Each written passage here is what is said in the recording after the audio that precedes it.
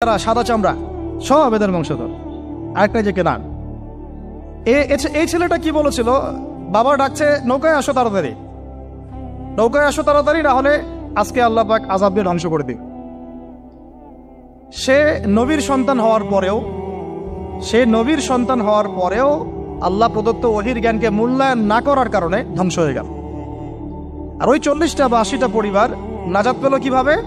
আল্লাহর পক্ষ থেকে নাজিলকৃত ওহীর জ্ঞানকে প্রাধান্য দিয়ে আনুগত্য করে। তাহলে কোন জ্ঞানকে আমরা প্রাধান্য দিব ভাই? আমি বলছি না যে আমরা দুনিয়াবি জ্ঞানগুলোকে শিখবো না, ওই প্রসঙ্গে আমি একটু পরে আসছি, যে আমরা শিখবো এবং কিভাবে শিখবো, কতটুকু শিখবো। আগে এই অংশটুকু শেষ করি। ঠিক একইভাবে আপনারা কি আদ জাতির নাম জানেন? আদ, সামুদ। ওই যে সৌদি আরব এখন যেখানে লাইন বানাচ্ছে, লাইন প্রজেক্ট, ওই আল-ওলা বলে, আল-ওলা লাইন প্রজেক্ট বানাচ্ছে, দেখবেন অনলাইনে।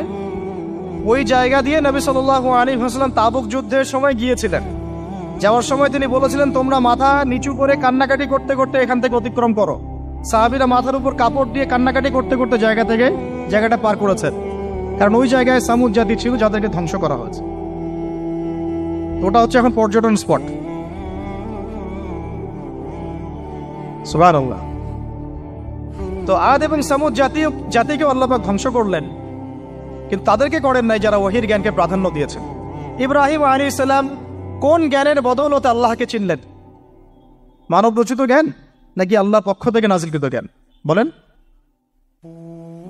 মূসা আলাইহিস সালাম কোন জ্ঞানের বদৌলতে ফিরআউনের মতো এই যে কি বলবো প্রতাপশালী একজন শাসকের সামনে দাঁড়িয়ে বুক ফুলিয়ে ইসলামের দাওয়াত দিলেন? কোন জ্ঞানের আলোকে? ওহীর জ্ঞান। আর ওহীর জ্ঞান যখন নাজিল করা হয়েছে তখন তিনি দোয়াটা পড়ছিলেন, রব্বি ইশরাহ লি সাদরি ওয়া ইয়াসসির লি আমরি ওয়াহলুল উকদাতাম মিন লিসানি ইয়াফকাহু কওলি।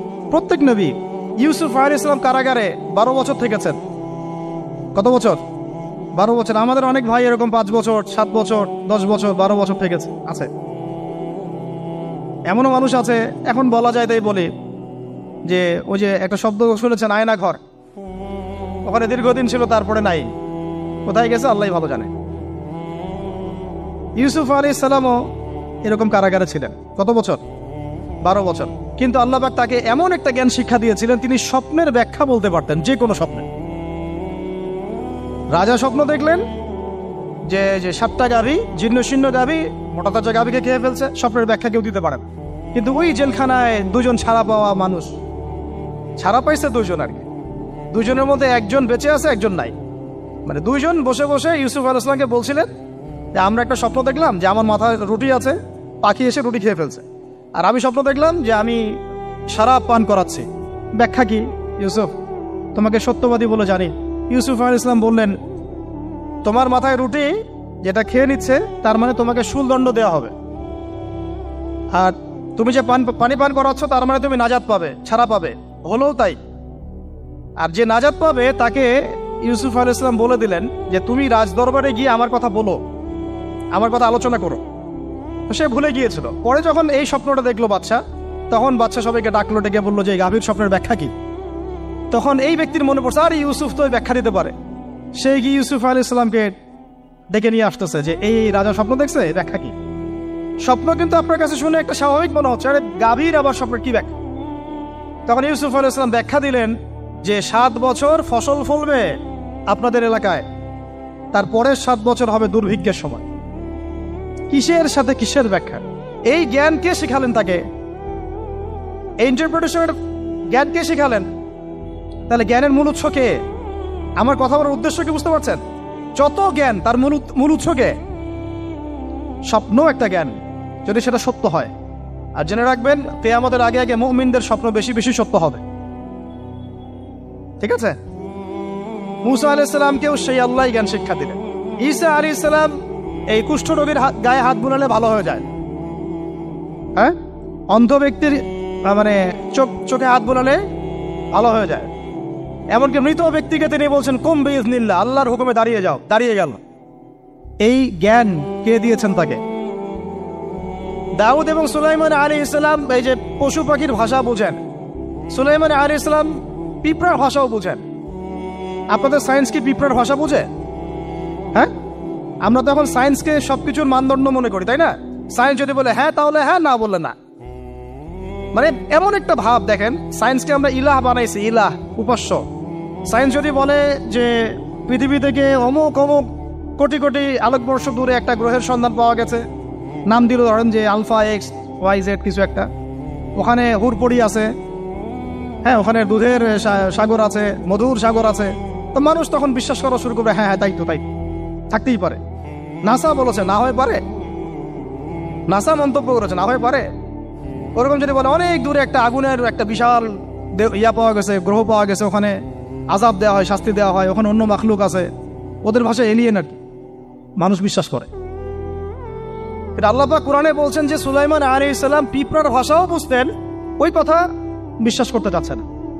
সুলাইমান আলাইহিস সালাম বাতাসে ফ্লাই করতে পারতেন, এটা বুঝতে পারতেছেন না, বিশ্বাস করে না। তাহলে ওই প্রযুক্তি না থাকলে এয়ারক্রাফট কিভাবে আবিষ্কার করলেন? যে প্রযুক্তিগুলো পৃথিবীতে চলে গেছে ইতিমধ্যে, ওগুলো ভবিষ্যতেও আসতে পারে। যেমন একটা প্রযুক্তির কথা বলি, সুলাইমান আলাইহিস সালাম বসে আছেন, একজনকে বললেন না সাবার রানী বিলকিসের সিংহাসন কে নিয়ে আসতে পারবে? একজন বললো যে আপনি উঠে দাঁড়াইতে যতক্ষণ সময় লাগে এর মধ্যে নিয়ে আসুন। উনি বললেন যে হবে না, এটাতে হবে না, তুমি স্লো, তুমি 3G 4G না, এত স্লো স্পিডে আমার হবে না। এই কথা বলেন নাই, মজা করলাম আর কি। আমাদের ইউটিউবাররা আবার এই অংশ কাট করে আবার প্রচার করে দিতে পারে। দেখেন কিসের সাথে কি ব্যাখ্যা করলো, কোরআনকে 3Gর সাথে তুলনা করলেন আবু তহাদ না, ব্যাস কাম সারা দেশে ওইটাই ইস্যু। তখন মহা মুসিবত, মানে বাঙালি জাতির মধ্যে দিন প্রচার করা। আমাদের সালাফদের ভাগ্য ভালো যে তারা আগেই, মানে এই প্রযুক্তি আসার আগেই দুনিয়া থেকে তারা চলে গেছে। মুশকিল না, যত ইস্যু এগুলোর কারণেই সৃষ্টি হয়। তো যাই হোক, প্রসঙ্গে আসি, কোথায় ছিলাম ভাই, যে কথা হারায় ফেললাম। হ্যাঁ আরেকজন বললেন যে না, আপনি চোখের পলক ফেলতে যতক্ষণ লাগে এর মধ্যে দেখবেন সিংহাসন সামনে। সুবহানাল্লাহ, কি প্রযুক্তি বলেন! এই প্রযুক্তির সামনে কি বিশ্ববাসী যেতে পেরেছে? দেখেন সুলাইমান আলাইহিস সালামের বাতাসে ফ্লাই করাটা কিন্তু এখন পৃথিবীতে খুব কমন হয়ে গেছে। আমরা সবাই ফ্লাই করতেছি বাতাসে, তাই না? যদি আপকামিং কোনো সময় আপনি দেখেন যে এইরকম চোখের পলকেই একটা বস্তু আরেকটা জায়গা থেকে এক জায়গায় চলে আসতেছে, আমি অবাক হব না ইনশাআল্লাহ। কারণ কোরআনে অতীতে এই ঘটনার দলিল আছে। বুঝাতে পারতেছি না? এক কথায় সমস্ত জ্ঞানের মূল উৎসকে। এরপরে আসেন, অত আর লম্বা করছি না, আমাদের নবী মুহাম্মদ সাল্লাল্লাহু আলাইহি ওয়াসাল্লাম আসেন, আমরা তো তার উম্মত। 23 বছরে, একটু মনোযোগ দেন, এটা আলোচনার লাস্ট পার্ট, ঠিক আছে? 23 বছরে তিনি পুরো জাহেলিয়াতকে পরিবর্তন করে দিয়েছেন। কত বছরে? 23 বছর। আপনারা কি জানেন যে আইয়ামে জাহিলিয়াতে আসলে কি কি সমস্যা ছিল? কেন ওই যুগটাকে আমরা জাহিলিয়াত বলি? বেসিক্যালি 5-6টা সমস্যা ছিল। কয়টা? 5-6টা। 1 নম্বর শিরক। 1 নম্বর কি? আমার সাথে বলেন। শিরক আমাদের ওয়ার্ল্ডে নাই, এটা তো গ্লোবাল শিরক চলতেছে এখন। শুধু ধর্মীয় শিরক চলতেছে না, কিন্তু এখন শিরক হচ্ছে পলিটিক্সে, শিরক হচ্ছে ইকোনমিক্সে, শিরক এডুকেশনেও আছে, শিরক কালচারের মধ্যেও আছে।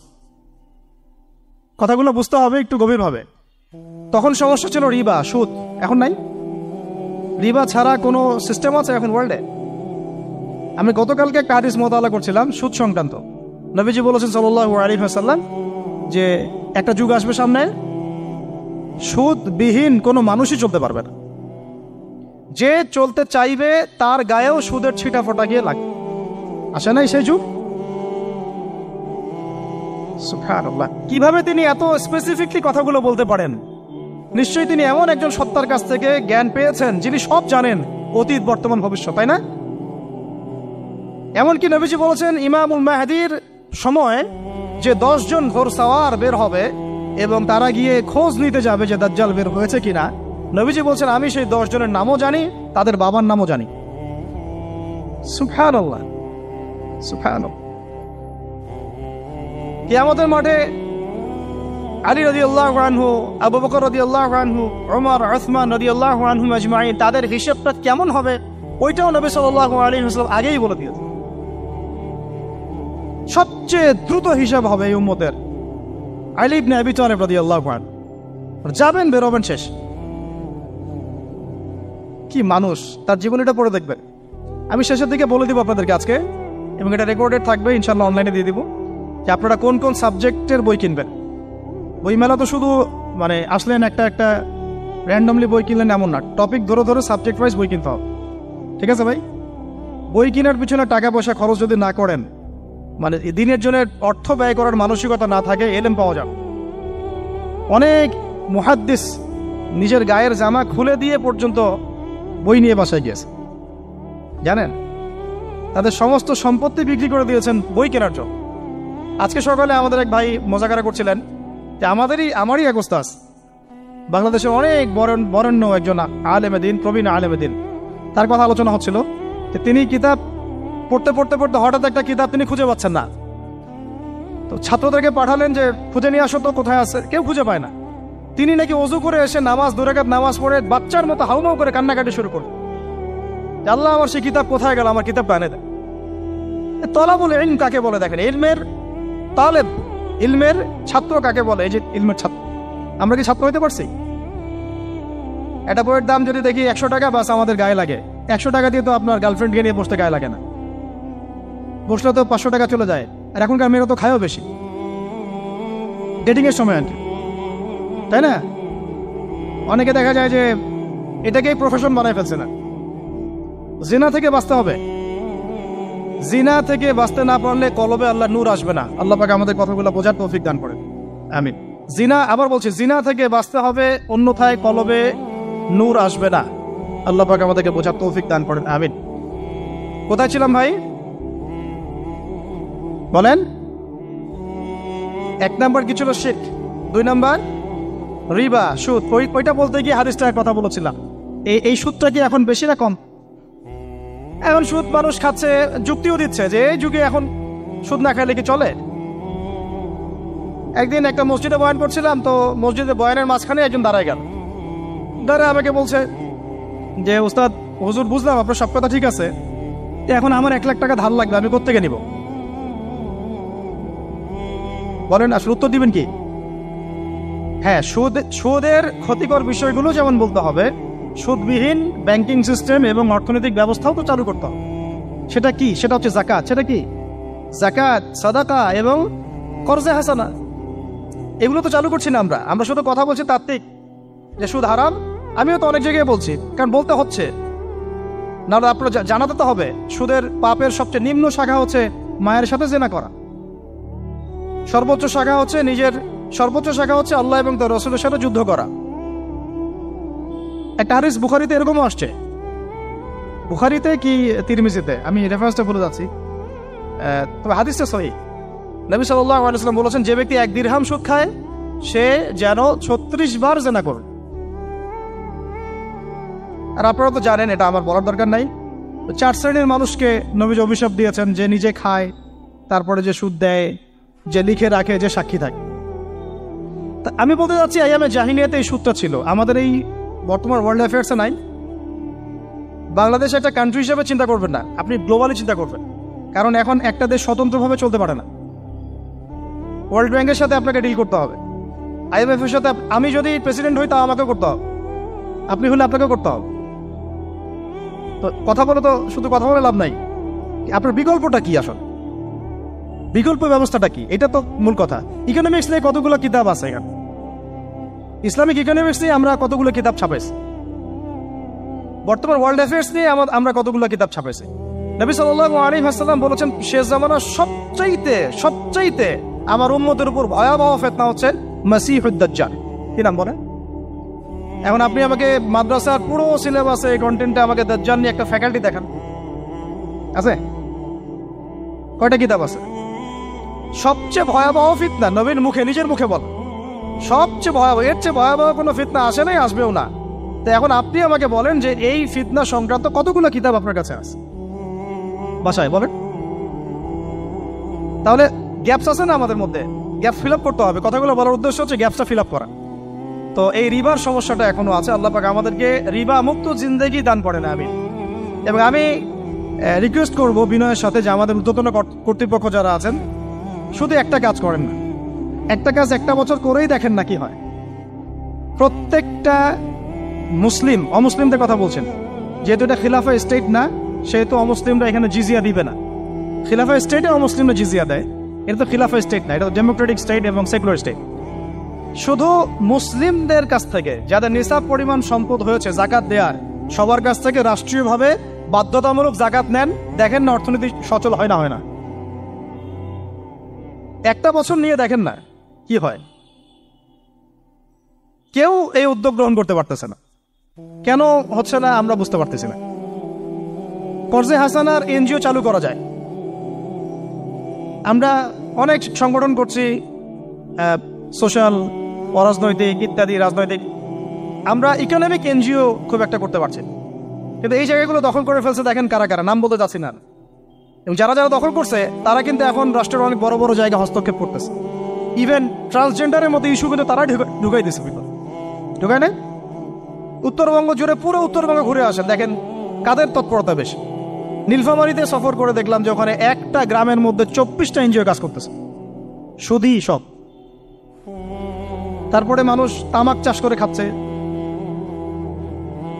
একটা দল দাবি করতেছে নবী সাল্লাল্লাহু আলাইহি ওয়াসাল্লাম ছাড়াও আরো নাকি নবী আসতে পারে, নাউযুবিল্লাহ। এবং ওই যে মির্জা গোলাম আহমেদও তাদের অন্তর্ভুক্ত। মানুষ ওই দলের নাম লিখাচ্ছে চাকরির জন্য, ব্যবসা করতেছে তারা দেশের মধ্যে। আরে ভাই, শুধুমাত্র তাত্ত্বিক কথাবার্তা না, আমাদের সংগ্রামটা কিন্তু বহুমুখী। শুধু ইলম অর্জন তো একটা বেসিক জিনিস, এই বেসিকটাই এখনো হচ্ছে না আমাদের। ইলম অর্জনটা বেসিক জিনিস, এটাই হচ্ছে না। এরপরে আপনার অর্থনীতি সমৃদ্ধ করা, সংস্কার করা, সমাজ সংস্কার করা, রাজনৈতিক অঙ্গনগুলোর মধ্যে যে অরাজকতা, এগুলোকে সংস্কার করা, কত কাজ আমাদের।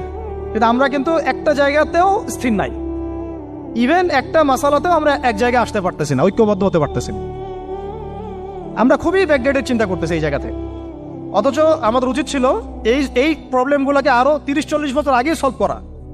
তাহলে এখন হয়তো আপনি ভালো কিছু পেতেন। আমাকে একটা প্রতিষ্ঠান দেখান যেখানে নুরানি থেকে নিয়ে, মানে নুরানি থেকে দাওরা বা ক্লাস নার্সারি থেকে মাস্টার্স, এরকম সিলসিলায় ইসলামিক শিক্ষা এবং জেনারেল শিক্ষাকে একত্রিত করে একটা সিলেবাস মেনটেন করে পড়ানো হচ্ছে। আমাকে কয়েকটা প্রতিষ্ঠানের নাম বলেন, আমি ওখানে আমার মেয়েকে ভর্তি করাবো। আমাকে দেন, রেডিমেড দেন, আমার ছেলেকে ভর্তি করাবো। আমরা ফিকির করতেছি না। এটা হওয়া উচিত ছিল বিগত 30 বছর আগেই। আমি আপনাদেরকে বলি যে প্রকাশনা সংস্থার ভাইরা আছেন অনেকে এখানে। ধরেন আমাদের রংপুরের কোনো ভাই আপনাদেরকে পুরো 1 বিঘা জমি দিল, বা ধরেন 5 বিঘা জমি দিয়ে দিল, ঠিক আছে? আর আমরা সবাই মিলে দেশবাসীর কাছ থেকে টাকা কালেক্ট করে একটা কনস্ট্রাকশন দাঁড় করে, প্রতিষ্ঠান দাঁড় করালাম। একেবারে অনার্স, মানে নুরানি থেকে নিয়ে, মানে প্লে গ্রুপ থেকে নিয়ে মাস্টার্স, এরকম ফ্যাকাল্টি আর করলাম। এখন ভাই, আপনারা যারা বই প্রকাশ করতেছেন, আমাকে কি আপনারা বই দিতে পারবেন? প্রত্যেকটা ক্লাসে আমি কোন কোন বই পড়াবো পারবেন? আমাকে কি সিলেবাস দিতে পারবেন? কথা বলেন। প্লে গ্রুপে কোন কোন বই পড়াবো আমাকে দেন। নার্সারিতে দেন, STD 1-এ দেন, 2-তে দেন, 3-তে দেন, 5-এ দেন। এভাবে আপনি আমাকে ক্লাস 10 পর্যন্ত দেন। তারপরে কি আপনি আমাকে অনার্স, মাস্টার্স, এই ফ্যাকাল্টিগুলো আলাদা আলাদা, এগুলো কি ইউনিভার্সিটি আদলে আপনি কি আমাকে সাজা দিতে পারবেন? আমরা জায়গা দিব, টাকা দিব, প্রতিষ্ঠান করে দিব। প্রকাশনা সংস্থা থেকে কি আমরা এতটুকু পেতে পারি? তাহলে কাজের ক্ষেত্র আসলে কোনগুলা? আজকে আদনান ভাইয়ের একটা বই নিয়ে পড়তেছেন, কালকে অমুক ওস্তাদের একটা বই নিয়ে পড়তেছেন, আজকে এইটা, কালকে সেইটা। কনস্ট্রাকটিভ পড়াশোনাটা কোথায়? ধরেন এই যে আমাদের এক ভাই, পরিচিত ভাই, ওই ভাই যদি বলে যে আমি ভাই একসময় দিনের পথে ছিলাম না, এখন ইসলামের পথে আসছি, তো আমি এখন আলেম হইতে চাই। কি হইতে চাই? আলেম হইতে চাই, কিন্তু আমার মাদ্রাসায় পড়ার কোনো সুব্যবস্থা নাই। আচ্ছা, এখন কি তাকে আমরা 5 বছর বা 10 বছরের মধ্যে আলেমের সমপর্যায়ে নিয়ে যেতে কি পারবো? সেই সিলেবাস কি আমার কাছে আছে? বলেন। অথচ বিশ্বাস করেন, আরবি ভাষা না জানলে কেউ কোরআন জানতে পারবেই না। আমি এখন এটা শক্ত করে বলি যে কোরআন শেখা যেমন ফরজ, আরবি ভাষাটা শিক্ষা করাও ওয়াজিব। এখন আমাদের 80% জেনারেল শিক্ষিত ছেলেপেলে কিভাবে আরবি শিখবে? কিভাবে তারা আকীদা শিখবে? কিভাবে তারা কোরআনের তাজবিদ শিখবে, তাদাব্বুর শিখবে, তাফসির শিখবে, হাদিসের এরাব দেওয়া শিখবে, ইবারত পড়া শিখবে?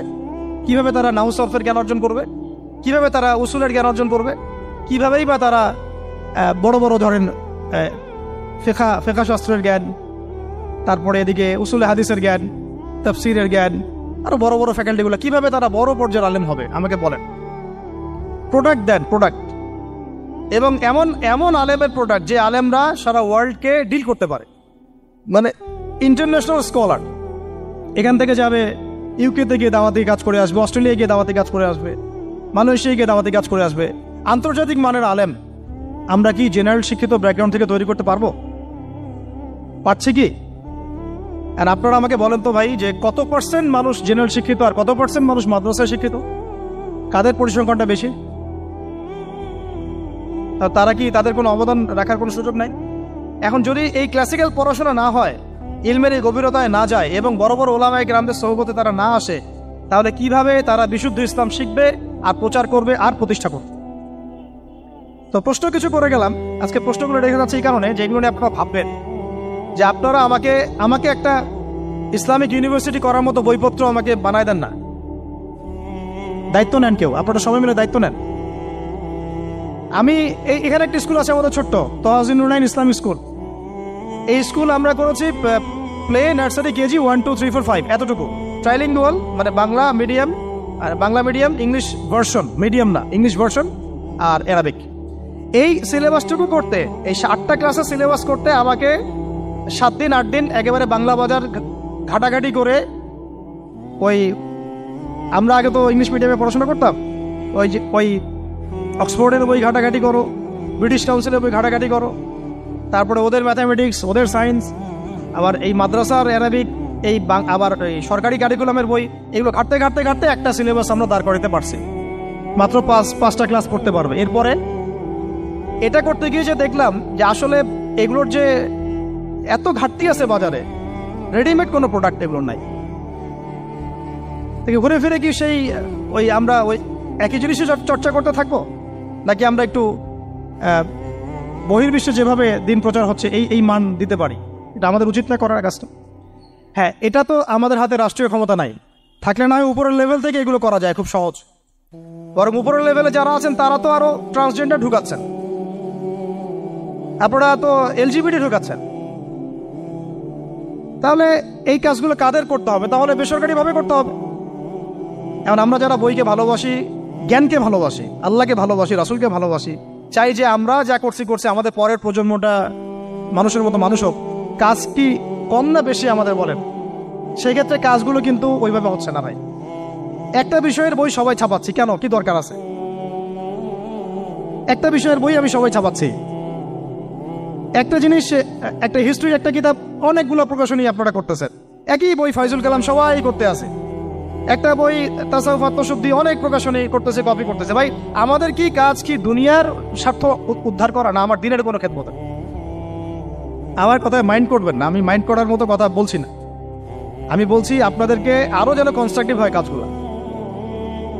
মানে আপনাদের সাথে আমি বসবো ইনশাল্লাহ আবার আলাদা করে, যে একটা আমাকে পুরো শিক্ষা ফর্মুলা আমাকে দিবেন, মানে প্রত্যেকটা ক্লাসের বই রেডি করে দিবেন, যাতে আমরা প্রতিষ্ঠান বানালেই একদম পুরা কমসে কম ক্লাস 1 থেকে 10 ঢেলে দিতে পারি, আমার পরিশ্রম করতে না হয়।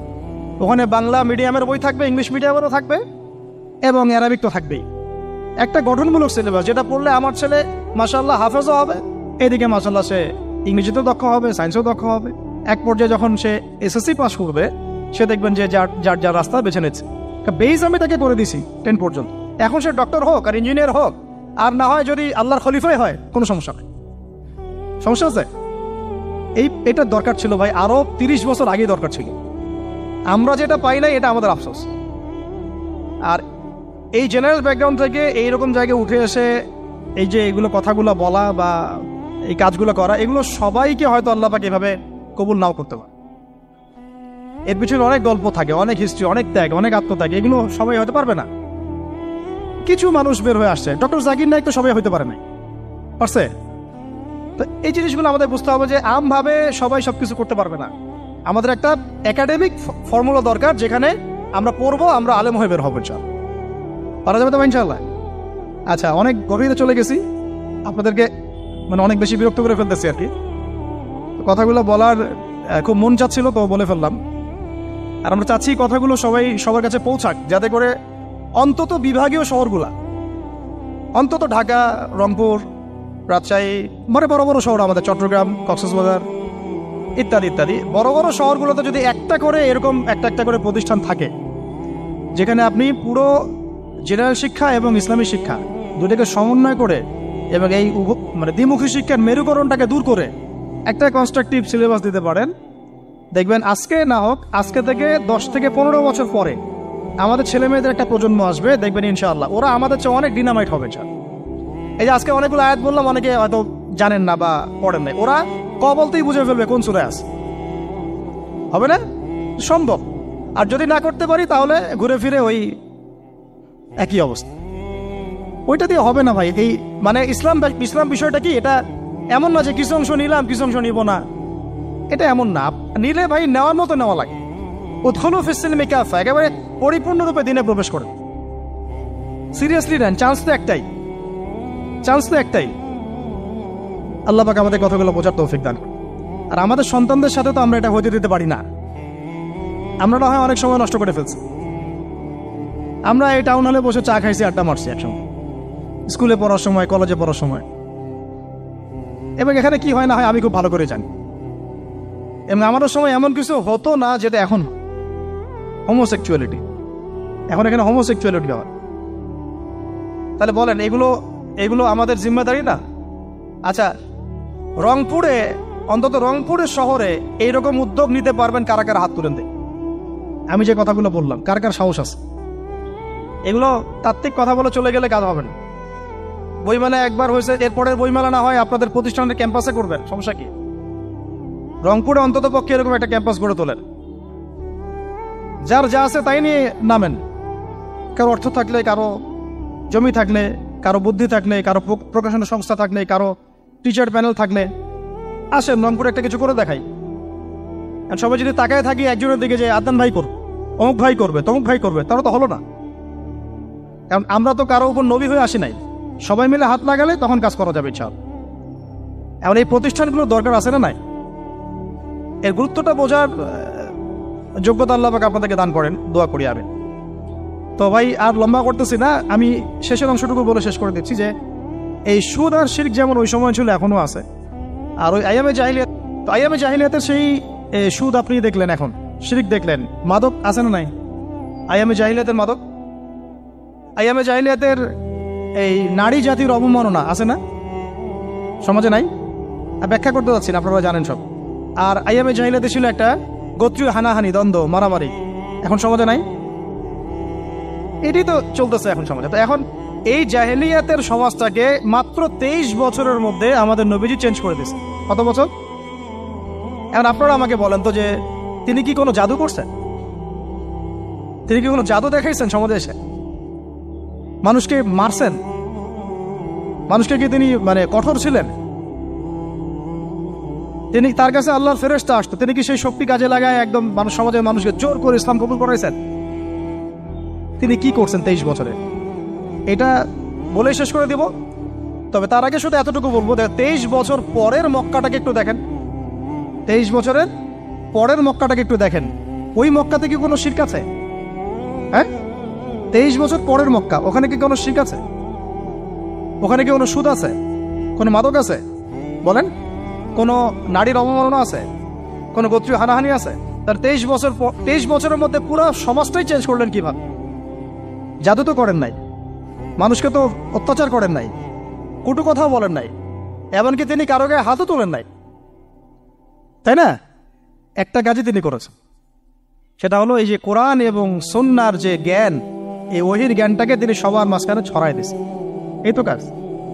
তারপরে সেই জ্ঞান যখন মানুষ শিখেছে, তার উপরে আমল করেছে, এবং সেই জ্ঞান এর উৎস আল্লাহ রাব্বুল আলামিন, তার কাছে আত্মসমর্পণ করেছে, নবীর কাছ থেকে আত্মশুদ্ধি অর্জন করেছে, এবং হালাল খেয়েছে, পরিবার গঠন করেছে, প্রজন্মকে তৈরি করেছে, সৎ কাজে আদেশ করেছেন, অসৎ কাজে নিষেধ করেছেন, প্রয়োজনে কখনো হিজরত করেছেন, কখনো মার খেয়েছেন, কখনো সবর করেছেন, কখনো বা জিহাদও করেছেন। এভাবে আস্তে আস্তে পুরো আরবের মধ্যে দিনটা প্রতিষ্ঠা হয়ে গেল। তাহলে মূল উৎসটা কি ছিল? জ্ঞান। মূল উৎসটা কি ছিল বলেন? জ্ঞান। আর এই জ্ঞানটার চর্চায় আমাদের সবাইকে করতে হবে। আল্লাহ পাক আমাদেরকে তৌফিক দান করে দেন। এর চর্চা করতে গেলে আমাদের সমাজে এখন দুইটা রাস্তা, এর বাইরে আপনি কোনো রাস্তা দেখবেন না, হয় মাদ্রাসা ব্যাকগ্রাউন্ড অথবা জেনারেল ব্যাকগ্রাউন্ড। এই তো সমন্বিত কোনো প্রচেষ্টা খুব বেশি দেখা যাচ্ছে। আজকে আমার কথা বলার মধ্যে একটা অন্যতম একটা গুরুত্বপূর্ণ পার্ট হচ্ছে সমন্বিত প্রচেষ্টা এখন থেকে নেওয়া উচিত। এতে আপনারা এগ্রি করেন না করেন না? যদি এগ্রি করেন তাহলে প্রত্যেকটা জায়গায় এরকম কিছু কিছু প্রতিষ্ঠান গড়ে তোলার চেষ্টা করেন। ইনশাআল্লাহ আজকে না হোক, আজকে থেকে 10-15 বছর পরে ফলাফল পাওয়া যাবে।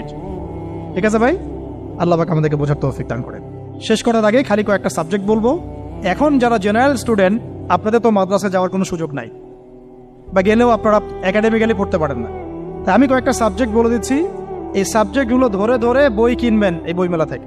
ঠিক আছে, অন্তত প্রত্যেকটা সাবজেক্টের একটা করে বই কিনবেন। রাজি আছেন? রাজি নাই? অন্তত প্রত্যেকটা সাবজেক্টের একটা করে বই কিনবেন। সাবজেক্ট 1 নম্বর হচ্ছে আল কোরআন। 1 নম্বর কি?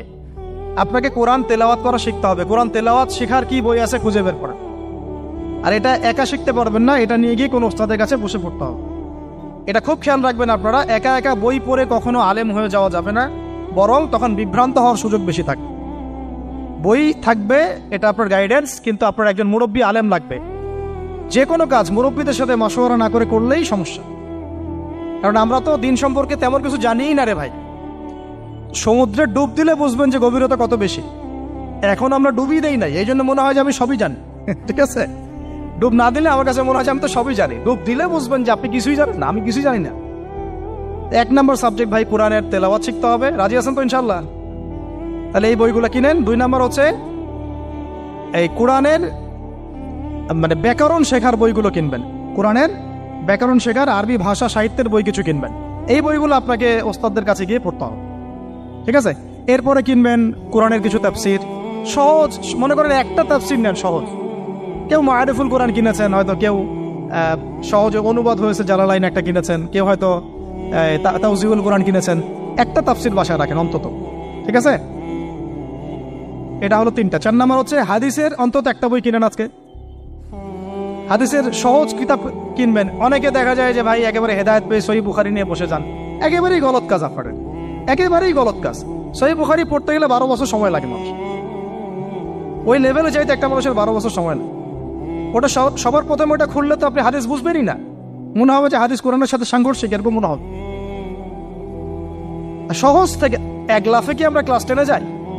আগে তো ক্লাস 1-এ ভর্তি হয়েছেন, তাহলে হাদিসের শাস্ত্রে আসছেন, আগে বুখারী ধরতে গেলেন কেন? সবার আগে আপনি মৌলিক কিছু হাদিসে আরবাইন কিনেন, ফয়জুল কালাম কিনেন, আস্তে আস্তে আপনি বুলুগুল মারামে যান, রিয়াদুস সালিহিনে যান, মিশকাতে যান, আস্তে আস্তে আপনি তিরমিজি নাসাই করতে করতে সহিহ বুখারীতে যাবেন, সমস্যা নাই। ঠিক আছে, হাদিস আরেকটা বললাম, কটা হলো? 4টা-5টা। হ্যাঁ, আগে বল কি? কোরআন, আরবি ভাষা সাহিত্য, তারপরে তাফসীর আর হাদিস, 4টা বলেছে। 5 নম্বর হচ্ছে সিরাত। 5 নম্বর কি? নবীর জীবনী যে পড়ে নাই সে নবীকে চিনে না। নবীর জীবনী না পড়লে না কোরআন বুঝতে পারবে না আর হাদিস বুঝতে পারবে। তো নবীর জীবনের অন্তত একটা বই কিনে যান এখান থেকে, অন্তত একটা। 60টা কি 70টা নবীর জীবনী আছে এই বইমেলাগুলোতে, খুলে দেখেন। আমার কাছে সবগুলোই আছে। এই চট্টগ্রামে ভাইরা যখন ছিলেন লালখানে কয়দিন আগে, আমি ভাইদের কাছ থেকে বই কিনেছি, নিজে কিনেছি প্রায় 70,000 টাকা একদিনেই। আর ওনারা আমাকে হাদিয়া দিয়েছেন মনে হয় আরো 30,000 টাকার হবে। তো এক পুরো বই ব্যাগ গাড়ি ভর্তি। তো প্রায় 60, আমি গুনে দেখলাম যে প্রায় 50 থেকে 60টা সিরাতের কিতাব আছে বাজারে। একটা তো কিনেন, অন্তত একটা সিরাতের কিতাব তো অন্তত কিনেন। তারপরে ইসলামের ইতিহাসের বই কিনেন। 6 নম্বর ইসলামের ইতিহাসের বই কিনেন। 7 নম্বর ইতিহাস না জানলে কিন্তু আমরা শেকড় চিনতে পারবো না। 7 নম্বর হচ্ছে এই 4 খলিফার জীবনী, সাহাবীদের জীবনী, তাবেঈদের জীবনী, ইমামদের জীবনী, এগুলো কিনেন। 8 নম্বর হচ্ছে ইসলামী অর্থনীতির কিছু বই কিনেন, ইসলামী অর্থনীতির। 9 নম্বর হচ্ছে এই ইসলামিক জিওপলিটিক্সের কিছু বই কিনেন। এই বইগুলো কিছুটা কম, আমি এটা ভাইদেরকে বলবো যে এগুলো ছাপানোর চেষ্টা করেন বেশি বেশি। আর 10 নম্বর হচ্ছে ইসলামী ফিকহের যে মাসলা মাসাইলগুলো জানার জন্য কিছু বই আছে, এইগুলো। এই 10টা সাবজেক্টের বই একটা একটা করে কিনে বাসায় চলে। আর একটা নসিহত করবো, বরেণ্য আলেমদের বই পড়বেন। মানে আমি একটা বই ধরেন কালকে বের করে ফেললাম, ভাই আবু তো আদনান ভাই লিখছে বলেই যে আপনাকে ওটা কিনতে হবে জরুরি না, এটা জরুরি না। সবার আগে আপনি বড় বড় বরেণ্য আলেমদের বইগুলো আগে পড়বেন। তারপরে আপনার একটা মেজাজ এমনি তৈরি হয়ে যাবে যে কোনটা হক আর কোনটা বাতিল, এটা আপনি নিজেই বুঝতে পারবেন তখন।